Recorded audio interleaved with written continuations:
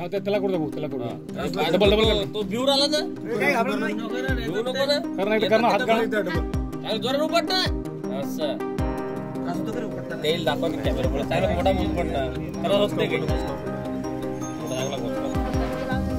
Shampoo लावला हे shampoo दाखवतो आणि मी काय असं ते लावलं नाही तरी हो हो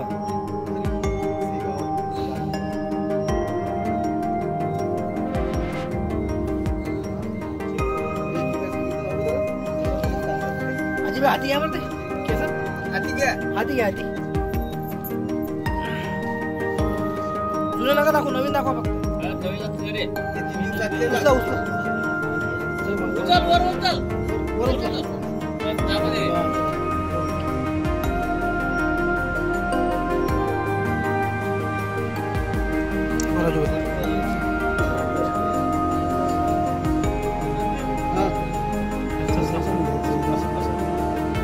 ओके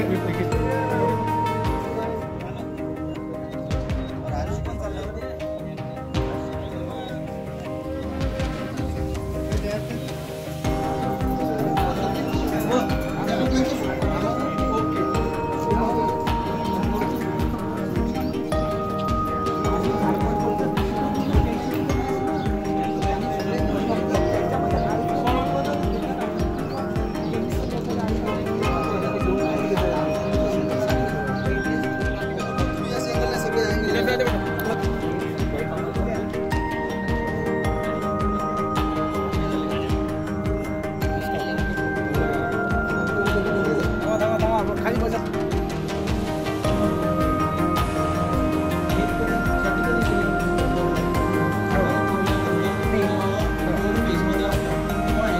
सर कालच्या प्रकरणामध्ये म्हणजे जे बोंडगाव यामध्ये केस गळतीचं प्रमाण वाढलं आहे त्या संदर्भातला पाणीचा अहवाल काय आला आणि नेमकं काय म्हणता येईल? प्राथमिक तपासण्या केल्यानंतर थोडंसं तो खारपान पट्टा ऑलरेडी आहेच.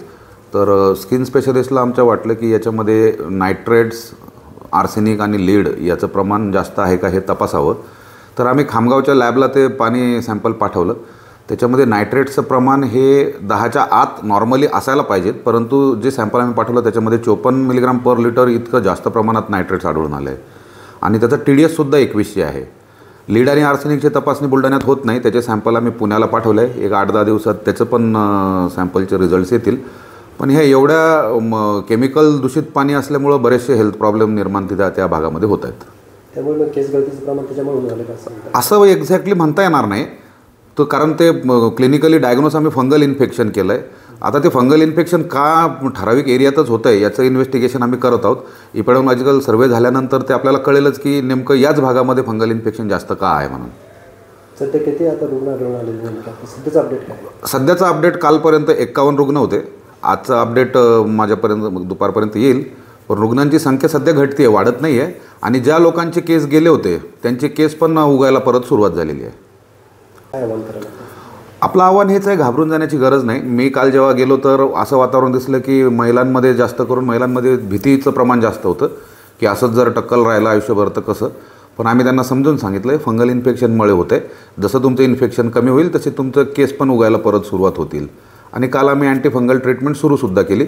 रिपोर्ट काय येतील त्यानंतर अजून परफेक्ट ट्रीटमेंट आपल्याला देता येईल. पण आज क्लिनिकल डायग्नोसिसच्या बेसिसवर आपण त्यांना ट्रीटमेंट सुरू केलेली आहे. पाण्याचा वापर करावा की नाही करावा काय आव्हान करावं? आता हे बोलणंच, पाणी तर जीवनावश्यक गोष्ट आहे. पाणी ट्रीटमेंट करूनच ते प्यायला पाहिजेत. कारण एवढं हार्ड वॉटर पिणं म्हणजे ते परत किडनीला प्रॉब्लेमॅटिक होणार. बाकीचं पण नायट्रेट्स एवढ्या हाय लेवलला असल्यानंतर हिमोग्लोबिनचे पण प्रॉब्लेम्स होतात. त्याच्यामुळं डेफिनेटली हे पाणी तर पिण्यास अयोग्य आहे असाच रिपोर्ट माझ्याकडे आहे.